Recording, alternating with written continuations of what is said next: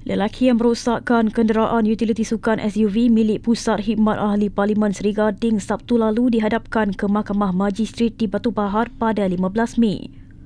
Muhammad Azri Abdul Hassan Ashari, 37 tahun, mengaku bersalah melakukan perbuatan itu sebelum Magistrate Arun Novaldas menjatuhkan hukuman denda RM6,000 terhadapnya atau penjara 12 bulan jika gagal membayar denda.